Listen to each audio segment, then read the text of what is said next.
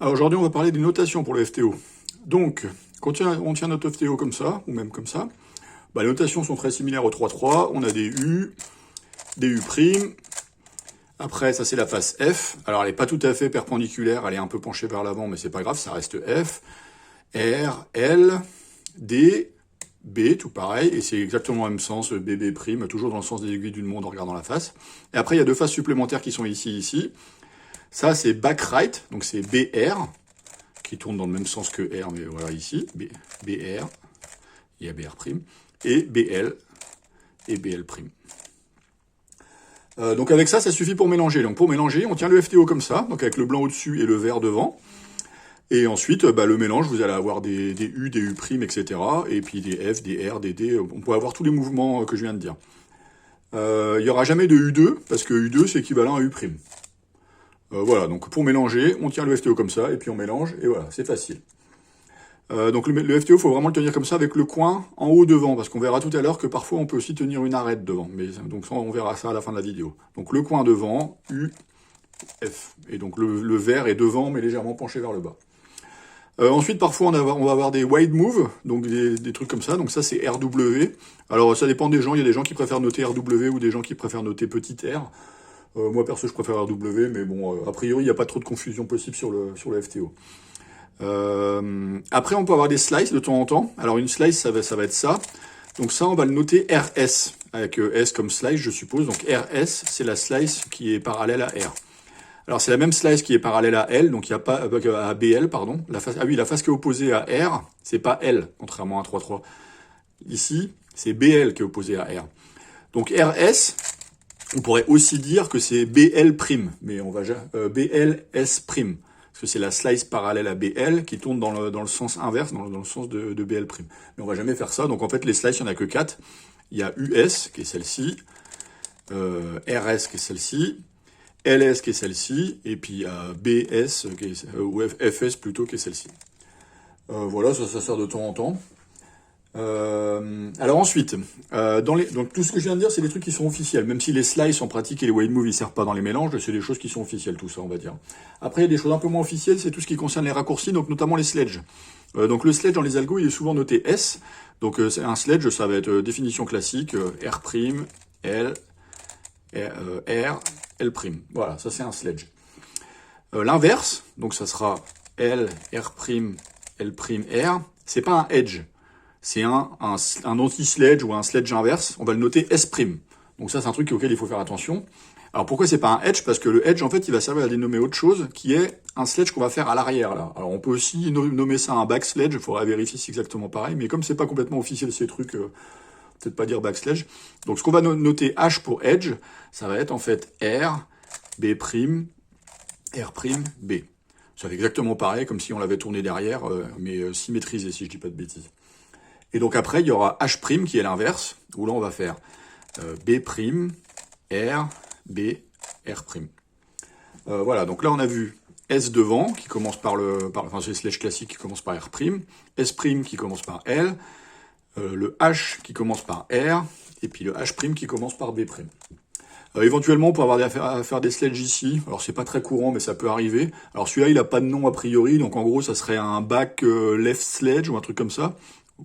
Et donc, du coup, ça serait, par exemple, L', B, etc. Bon, c'est pas très, très répandu, mais ça peut arriver. Mais il n'y a pas de raccourci de lettres comme H et S à ma connaissance. Donc voilà, avec ça, on a tous les mouvements et les raccourcis. Donc dans les algos, il y aura souvent des sledges, notamment pour la dernière face. Donc les raccourcis sont quand même utiles à savoir. Sachant qu'il y a des gens qui ont des préférences entre les sledges avant et les sledges arrière. Donc parfois, vous aurez beaucoup de sledges derrière, sachant que peut-être que vous préférez faire des sledges à l'avant. Bon, bah dans ce cas-là, vous tournez le cube et puis vous adaptez les algos, quoi. Alors maintenant, une subtilité du FTO, c'est qu'en fait, il y a deux façons de tenir le cube. Donc on a parlé au début du fait qu'on tient le cube comme ça quand on mélange, avec un coin devant. Mais en fait, on peut aussi avoir le cube qu'on tient comme ça, avec une arête devant, en haut. Alors quand on dit devant, c'est en haut devant, en fait. Quand c'est un coin devant, ça va s'appeler CIF, Corner in Front. Quand c'est une arête devant, c'est EIF, Edge in Front. CIF est le plus répandu, c'était essentiellement ce qui était utilisé dans le passé. Du coup, si c'est pas précisé, probablement que c'est du CIF. Mais bon, maintenant les gens sont habitués à le préciser, donc en général vous aurez quelque chose qui vous le dira avant. Quand on est en EIF, les notations sont les mêmes. Il y a toujours U. Alors du coup, on va se mettre plutôt comme ça.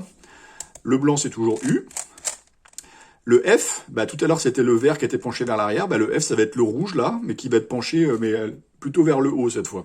Oui, il était penché vers le bas, pardon. Donc F, ça reste pareil. Ça, c'est L qui est légèrement vers le bas. Ça, c'est R qui est légèrement vers le bas. BR, BL, et puis B derrière. Donc le principe est exactement le même, les notations. On va pouvoir faire des mouvements de la même façon, sauf que les faces sont placées un peu différemment. Alors la question, c'est comment on sait qu'est-ce qu'on doit utiliser. Bah pour ça, on va parler des rotations. Alors les rotations, c'est un peu compliqué sur les FTO. On peut pas faire des X, Y, Z, etc. Alors on pourrait faire des X éventuellement en disant qu'un X c'est 120 degrés, mais bon, ou 60. Mais le problème c'est que Z et Y ça n'a pas de sens parce que bah, comme les axes de rotation sont pas du tout les mêmes que sur un 3-3, on va pas avoir un axe de rotation perpendiculaire comme ça. Les axes ils sont séparés par 120 degrés. Oui c'est ça.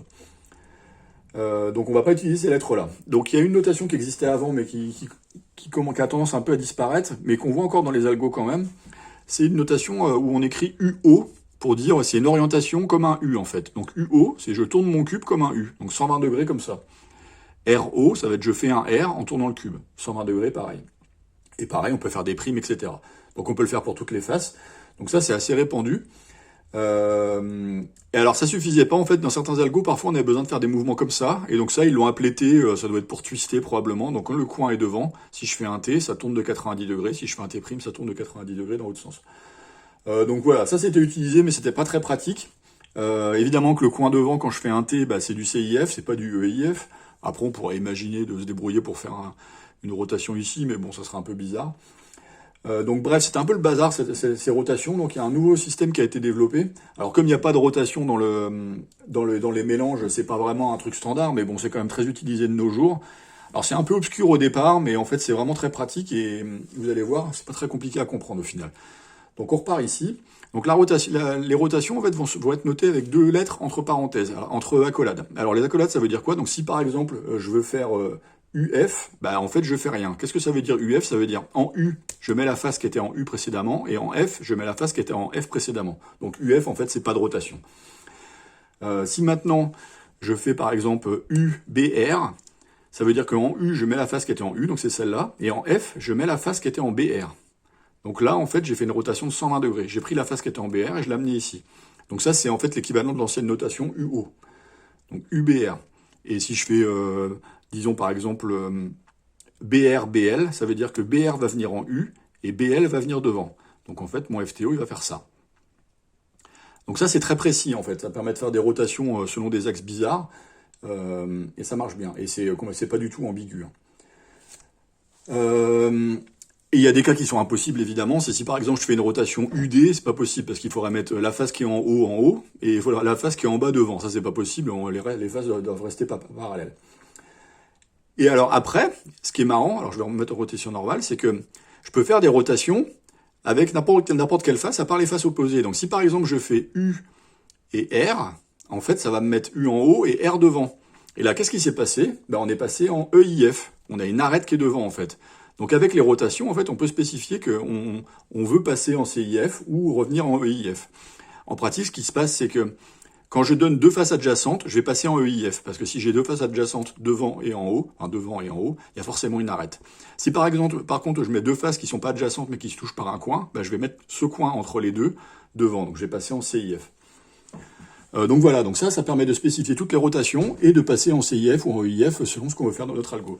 Donc si par exemple, là j'ai pris un algo pour résoudre la dernière face, on nous dit entre accolades BU, ça veut dire qu'en fait j'ai la face B qui doit venir en haut et U devant. Donc je suis en train de passer en CIF. B qui était derrière avant est devenu en haut et U est venu devant.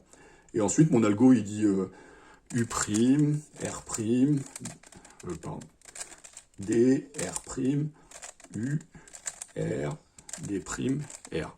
Alors c'est quoi cet algo? C'est un truc, bah alors là je suis sur la face blanche, ça se fait plutôt sur la face jaune en général, mais en gros c'est un truc qui va résoudre le cas où il y a deux triplets qui sont flippés ici et puis des triangles qui sont pas résolus. Voilà, donc avec tout ça en fait vous avez tout ce qu'il faut pour comprendre les algos, aussi pour mélanger accessoirement, mais surtout pour comprendre les algos qui sont un peu avancés.